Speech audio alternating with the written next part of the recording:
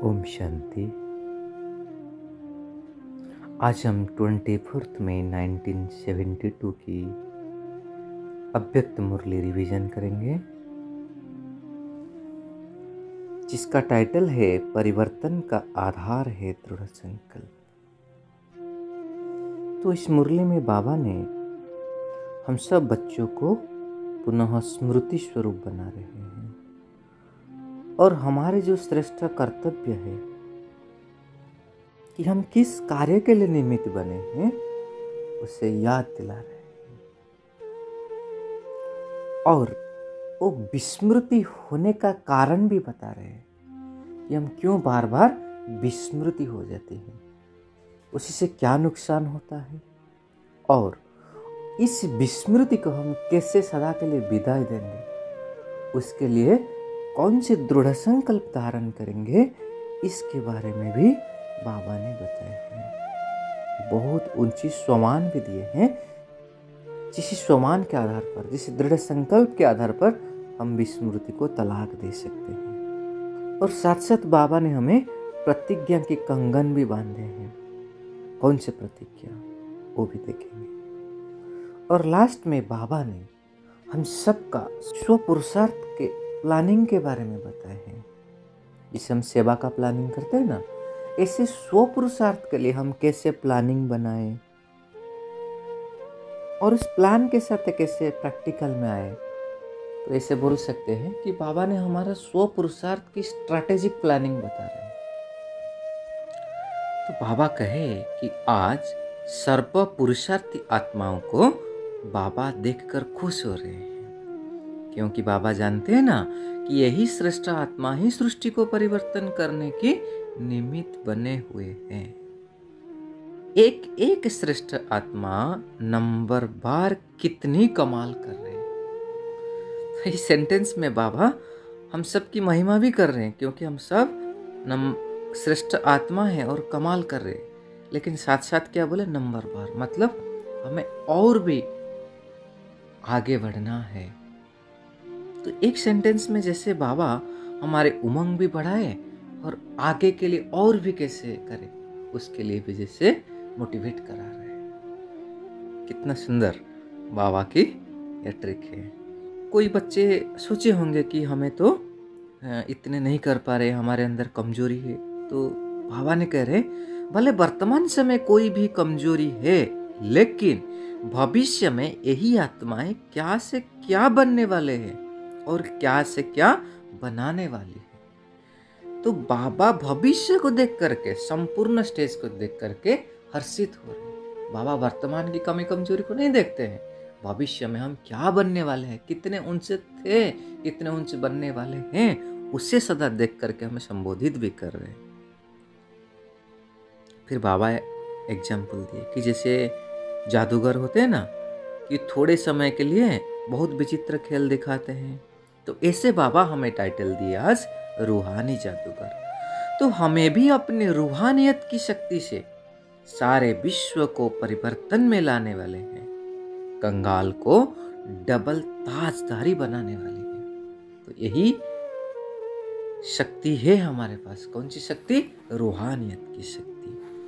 बाबा कहे, लेकिन इतना बड़ा कार्य स्वयं को बदलने का अथवा विश्व को बदलने का एक ही दृढ़ संकल्प से करने वाले हो। तो बाबा पूछ रहे हो, कौन सा एक दृढ़ संकल्प है जिस एक संकल्प से अनेक जन्मों की विस्मृति के संस्कार स्मृति में बदल जाए। बाबा एग्जाम्पल दिए कि जैसे ये संकल्प जब हम करते हैं ना कि मैं एक आत्मा हूं, तो उसी से क्या होती है, एक सेकंड की बात, मतलब जब हम एक सेकंड में रियलाइजेशन कर लेते हैं, इस दृढ़ संकल्प से हम स्वयं को परिवर्तन कर लेते हैं सभी बातों से। तो ऐसे बाबा कहे, दृढ़ संकल्प जिससे हम सारे विश्व को परिवर्तन कर सकते हैं, वो संकल्प कौन सा है? वो बाबा बता रहे कि वह है, हम ही विश्व के आधार मूर्त, उद्धार मूर्त, अर्थात विश्व कल्याणकारी। ये ऊंची स्वमान दिया बाबा। हम है विश्व के आधार मूर्त, उद्धार मूर्त और विश्व कल्याणकारी।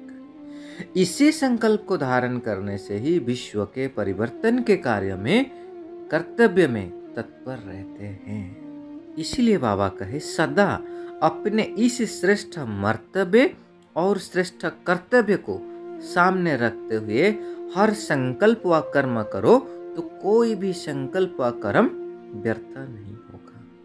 तो जब इसी ऊंची स्टेज में हम स्थित रहेंगे, इस ऊंची पोजीशन में, मर्तबे में, और हमारे श्रेष्ठ कर्तव्य को याद रख करके कर्म करेंगे, तो कोई भी कर्म व्यर्थ हो ही नहीं सकता। वाकई जब चलते फिरते पुराने शरीर और दुनिया में रहते हुए अपने श्रेष्ठ मर्तव्य और कर्तव्य को भूलते हो ना, उसी के कारण अनेक भूलें हो जाती है। बाबा कहे अपने आप को भूलना है, मतलब मैं कौन हूँ यह भूल जाना, यह भी तो बड़े से बड़ा भूल है। बाबा कहे जो अपने आप को भूलता है वह अनेक भूलों के निमित्त बन जाते हैं। इसीलिए सदा अपने श्रेष्ठ मर्तव्य को सामने रखो। और एक सुंदर एग्जाम्पल दिए बाबा कि जैसे जो भक्त लोग होते हो ना, तो जो दुनिया की अज्ञानी लोग या विकर्म या विकारों के बस जो लोग हैं, उनसे काफी दूर रहते हैं। क्यों? क्योंकि जो सच्चे भक्त होते हैं वो सदैव अपने सामने अपने इष्ट को रखते हैं। मतलब उन्हें यही लगता है कि जैसे उनका इष्ट देव इष्ट देवी सदा उनके सामने है, उनके पास है, और जब उनके सामने पास है तो कोई विकर्म नहीं कर पाते हैं, और इसलिए सदा सेफ रहते हैं और दूसरे आत्माओं से, अज्ञानी आत्माओं से श्रेष्ठ बन जाते हैं। तो बाबा कहे जब भक्त अपने इष्ट को सामने रखने से अज्ञानी आत्माओं से श्रेष्ठ बन सकते हैं, तो क्या ज्ञानी तो आत्माएं सदा अपने श्रेष्ठ मर्तबे और कर्तव्य को सामने रखे तो क्या नहीं बन जाएंगे? भाई प्रश्न पूछे। इसलिए बाबा कहे कि आप श्रेष्ठ थे, श्रेष्ठ आत्माएं हो, तो सदैव अपने से पूछो कि सदा अपना मर्तबा और कर्तव्य सामने रहता है। फिर बाबा कहे कि बहुत समय भूलने के संस्कार को तो धारण कर लिया, लेकिन अब भी अगर बार बार भूलने के संस्कार को धारण करते रहेंगे तो स्मृति स्वरूप का जो नशा, खुशी, वो कब करेंगे? स्मृति स्वरूप का सुख व स्मृति स्वरूप की खुशी का अनुभव क्यों नहीं होता है? उसका मुख्य कारण क्या है? बहुत इंपॉर्टेंट है उसका कारण। बाबा करे अब तक नष्ट मोहा नहीं हुए हो। नष्ट मोहा है तो फिर स्मृति स्वरूप हो ही जाएंगे। इसलिए हमारा क्या ज्ञान है? नष्ट मोहा स्मृति लब्धा। तो बाबा कहे तो पहले नष्ट मोहा कहां तक हुए हैं, यह अपने आप को चेक करो। तो बार बार देह अभिमान में आना यह सिद्ध करता है कि देह के ममता से परे नहीं हुए हो, वह देह के मोह को अभी तक नष्ट नहीं किया है। और जब नष्ट मोह न होते हैं तो उसके कारण समय और शक्तियां जो बाप द्वारा वर्षे में प्राप्त कर रहे हैं उन्हें भी नष्ट कर देते हैं, काम में नहीं लगा सकते हैं। अब आके मिलते तो सभी को है। जब बच्चे बने हो तो बाप की प्रॉपर्टी का वर्षे का अधिकार तो हम सब बनते हैं, तो सर्व आत्मा को सर्व शक्तियों का वर्षा मिलती है, लेकिन उन सर्व शक्तियों के वर्षे को काम में लगाना और अपने आप को उन्नति में लाना, यह नंबर बार पुरुषार्थ अनुसार होता है। कितना काम में लगाते और उन्नति में लाते हैं। इसलिए बाबा ने इम्पोर्टेंट पॉइंट कहे कि बेहद के बाप के बच्चे और वर्षा हद कर लेंगे तो क्या कहेंगे? बेहद मर्तबे के बजाय हद का वर्षा व मर्तबा लेना यह बेहद के बच्चों का कर्तव्य नहीं है। इसलिए सभी अपने को बेहद के वर्षे के अधिकारी बनाओ। अधिकारी कभी अपनी रचना के अधीन नहीं होता है। तो बार बार विस्मृति में आने से यह कमजोरी बना देती है, और कमजोरी होने के कारण छोटी छोटी बातों का सामना नहीं कर पाती है। तो अब आधे कल्प की इन विस्मृतियों के संस्कार को विदाई दो। इसलिए बाबा के स्मृति स्वरूप बनो। आगे बाप दादा अभी एक प्रतिज्ञा कराते हैं। बाबा के जैसे आप लोग दुनिया वालों को चैलेंज करते हो ना कि इस पुरानी दुनिया का विनाश अब हुआ कि हुआ, ऐसे विस्मृति के संस्कार को विदाई नहीं दे सकते हो क्या? मायाजित नहीं बन सकते हो?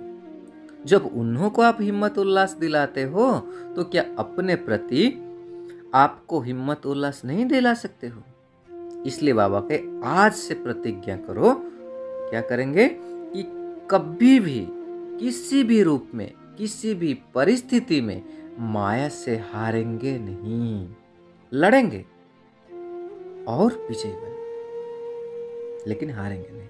तो बाबा ने कहा यह कंगन को बांधो। एक इंटरेस्टिंग बात बाबा कह रहे हैं कि जब हम रक्षाबंधन करते हैं ना, कि जिन्हों को नॉलेज नहीं, शक्ति नहीं, उन्हों को राखी बांध करके प्रतिज्ञा कराते हो, और जो बहुत काल के नॉलेज, संबंध और शक्ति को प्राप्त करने वाले हैं, वह श्रेष्ठ आत्माएं, महावीर आत्माएं, शक्ति स्वरूप आत्माएं पांडव सेना का यह प्रतिज्ञा की राखी नहीं बांध सकते हैं? हमें उन्हों को प्रतिज्ञा करा लेते, तो बाबा कहते हम आत्मा इतना श्रेष्ठ आत्मा है, तो क्या यह प्रतिज्ञा नहीं रख सकते हैं? क्या अंत तक कमजोरी और कमी को अपना साथी बनाना चाहते हो? फिर बाबा ने साइंस के एग्जाम्पल दिए जो बाबा की फेवरेट है। तो बाबा करे साइंस द्वारा भी 1 सेकंड में कोई भी वस्तु को जब भस्म कर देते हो, तो नॉलेजफुल मास्टर सर्वशक्तिमान 1 सेकंड के दृढ़ संकल्प से व प्रतिज्ञा से अपने कमजोरी को क्या भस्म नहीं कर सकते हैं? जैसे औरों को फलक और फकुर से कहते हो, ऐसे अपने आप में भी विजयी बनने का फलक और फकुर नहीं रख सकते हो क्या? तो इसलिए बाबा कहे आज से इस कमजोरियों को सदा के लिए विदाई दो। अभी अभी पुरुषार्थी, अभी अभी फरिश्ता रूप इतना समीप अपनी संपूर्ण स्थिति दिखाई नहीं दे रही है। बाबा ये देखिए, जब समय इतना नजदीक है तो संपूर्ण स्थिति भी तो नजदीक होनी चाहिए ना। तो इसी से भी पुरुषार्थ में बल भरेगा।